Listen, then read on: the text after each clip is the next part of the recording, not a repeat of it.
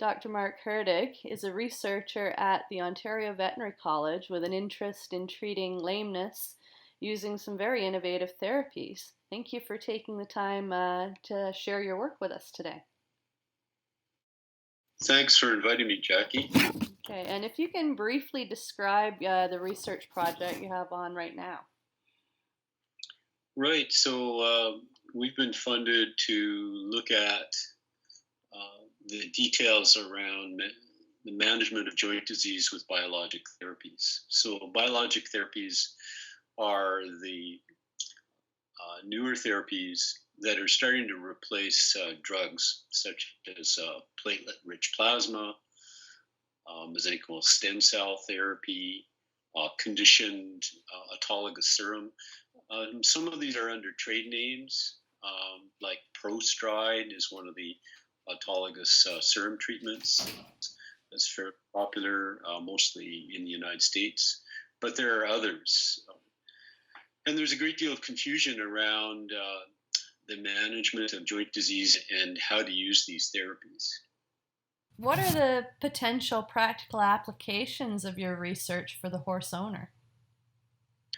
The practical applications of our investigations are really to find out more about how these new biologic therapies compare to the standard of care. The standard of care right now for joint disease is oral medications, which are a bit impractical because you can't administer drugs to horses and compete them. And many of these drugs have side effects. The newer therapies are usually administered by intra-articular injection, so injection directly in the joint, sometimes by intramuscular injection, but more commonly by direct injection into the joint. The big unknown is how well these compare to the standard of care. For instance, corticosteroids and hyaluronic acid are the older therapies, and those are widely used in joint disease. And we know that after an injection, horses usually are fairly comfortable for 6 to 8 weeks, sometimes longer, depending on the stage of the disease and their kind of care and the exercise intensity and regime that they're experiencing.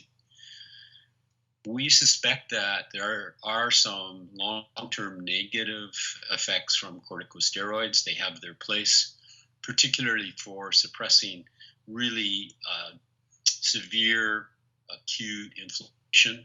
But when they're used on a serial basis, so several injections in a row, they probably have some negative side effects. We also suspect that some of the newer biologic therapies have more regenerative potential. That is, they may help repair tissue rather than just suppressing the signs of joint disease. So that's it in a nutshell. We would like to know more about the potency of these various therapies as well, and be able to compare them and advise people that in a given situation, let's say for bone spavin, that is hock joint disease in the lower hock joints, that some therapies may be better than others, whereas for horses with early fetlock osteoarthritis, there may be a specific therapy that is more beneficial. Through your research, you know that the fetlock fractures, chips, are quite common. How does a horse sustain that, and what are some preventative measures we can think of to avoid that in the first place? Well, the background behind fetlock chip fractures is fairly straightforward. These are injuries that come from hyperextension of the fetlock. So the front of the first phalanx is coming up against the end of the cannon bone. And when that happens repeatedly, there's a remodeling process that makes the bone very weak, and the chip fracture can occur when that weak bone breaks off from the parent bone. This then drives a cycle of inflammation where the chip fracture is irritating the joint lining, And I'll show you some examples of normal joint lining, which is pale and has many small fingers, which increase its surface area. And those fingers are responsible for quality of the joint fluid and many other functions, such as immune surveillance and cleaning up debris within the joint. Inflamed joint lining, which I'll show you here, is red and the fingers are enlarged. And with each high speed step the horse takes, those are damaged and they can bleed into the joint as they're being torn. And this creates a cycle of inflammation and also introduces enzymes into the joint that degrade cartilage. And here's an example of cartilage that is roughened and starting to thin and bubble. And this is the first early degenerative change that we'll get in osteoarthritis in the fetlock. So chip fractures in many joints are a bit of a common clinical problem. They can be related to the surface the horse is exercising on, and also many other factors like how conditioned the horse is, its neuromuscular control, and the intensity of the exercise that it's seen. As a rider and veterinarian, what precautions do you take starting a horse back into training after a significant amount of time off? Because this is going to be the case for a lot of people quite soon with this pandemic. Yeah, this is an unusual year, and many of us have been campaigning our horses in the southern U.S., where we get a first season, and then usually we would come back for a second season here in Canada. This is very different, and it's not unusual for horses that have seen a very intense training regime for several months that then are laid off and have a period of relative inactivity. Those horses are at risk for stress fractures because the horse is a bit anomalous in that once it has a bone injury, that can be microscopic, but it triggers a remodeling event in the bone where bone is usually resorbed and then subsequently laid down in this repair mechanism. Unfortunately, the horse is anomalous in that it can have a very sustained resorption period, and this can lead to a weak spot in the bone.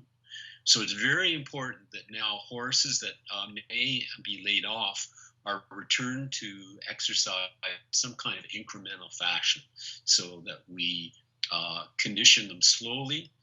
So that could be lots of walking, some trotting, preferably not on hard surfaces, and lots of that before we start them back at their higher level activities that are requiring the agility and speed that we expect of them. So I think that's super important at this point in the cycle that we're experiencing. I also think that horses, we're all anxious to get back to riding after this period, but I think going back and drilling horses on, their hardest activities and their most complex moves, that's going to create a lot of mental stress, both for the horse and rider. So I think we really need to sit back and think, okay, what can I do to make this horse's life better, and to allow it to relax and to move forward in the bridle, and not ask it for its most difficult tasks repeatedly and drill them on it. So I think that this could be an issue, as many of us will be very anxious to get back and restart a competitive season as soon as possible. There's also another aspect that we're looking at in more detail, and I think people are aware of this, and that is synthetic surfaces. After training in the US and in Canada, we know that there are some beautiful facilities that have synthetic surfaces, and those allow us to train in all kinds of weather. And in Canada, that's important to us. But we also know that from not necessarily my research, but other people's research, and my observation is that horses that are trained consistently on those surfaces, um, they need a period of adaptation to the surface. And training them only on that type of surface leads to injuries. In many cases, these horses need cross training because they will adapt to the synthetic surface, but that synthetic surface is so we could call it sticky, or tends to stop their foot very quickly as it penetrates the surface. That can create biomechanical consequences that lead to injuries. So we're recommending that people cross train on other surfaces, on sod, on uneven surfaces a little bit. If you're an eventer, then you're going to want to train on uneven surfaces, sod and fields, because that's what your horse is going to do. If you're a dressage horse, but you're going to go to different kinds of facilities that have sand surfaces or synthetic surfaces, then you need to train on both, because the horse's brain will adapt and it'll change the way it moves slightly. So when it drives the foot into the surface, it will adapt to the way that surface responds to the foot. So cross training on different surfaces, I think, is really important, particularly for the highly athletic horses. And this will help us avoid things like high suspensory injuries and tendon injuries that are essentially overuse injuries from repeated injury. Lots of good tips there, and yeah, that very important reminder to start slowly for all of us that are going to be eager to get back into the tack. Approximately what period of time does it take before the horse is ready for harder work, do you think? But I know we need to do a lot of walking at first. Yes, I think that can be very different for different occupations. But horses that have to move at high speed or over fences, or horses that are competing in higher levels of dressage, horses that are in Western games, horses that people are roping off of. Those are all horses that are seeing considerable biomechanical challenge to their musculoskeletal system. And it wouldn't be unusual for if they're active for a period of 2 or more months, it wouldn't be unusual to expect a horse to be in a 3-month preparation period before the highest level of performance again. And even that may be inadequate. The evidence is that muscle adapts quickly, bone adapts relatively quickly, ligaments and tendons adapt the slowest. So that's why we see a lot of ligament and tendon injuries. There's actually some evidence that it may take up to a year to get tendons and ligaments up to Olympic levels of performance.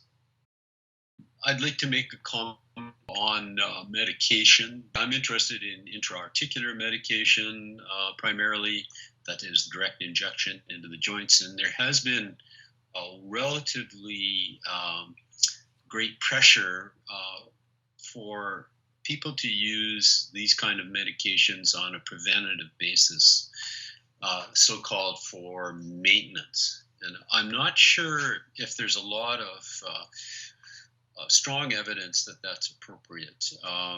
Everything that you inject into a horse's joint is foreign, and usually you want to have a targeted therapy. We're trying to manage a very specific problem.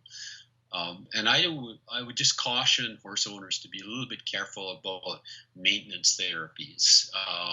And of course, nutraceuticals, often I see people giving lots of different feed additives. I think it's difficult to do any serious damage with those.